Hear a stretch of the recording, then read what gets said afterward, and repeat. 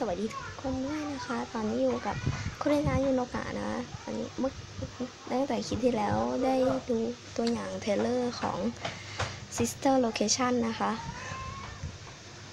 เป็นของภาษาไทยนะแต่ตอนนี้เราจะมาฟัง Official Borora Voice นะซึ่งเป็นขอโทษนะมีเด็กนึงนะบ้านไม่นับโอเคเสียงบอร์ราคือนักบัลเล่ต์นะที่เห็นกันนะมาลองฟังกันเลย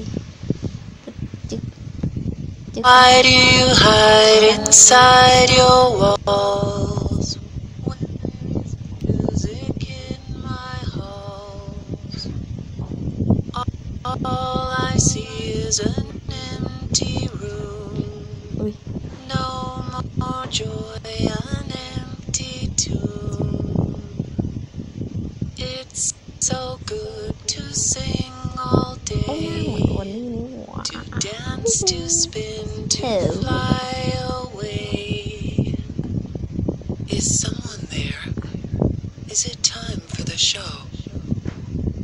I can hear someone creeping through my room. Perhaps not. จบแล้วจ้าก็เครดิตจะใส่ไว้ใต้คลิปนะคะโอ้บอลล่าจังใครชอบก็กดไลค์ถ้าเกิดว่าชอบผลงานของคุเรนาก็ติดตามนะคะบ๊ายบายไซโยนาระ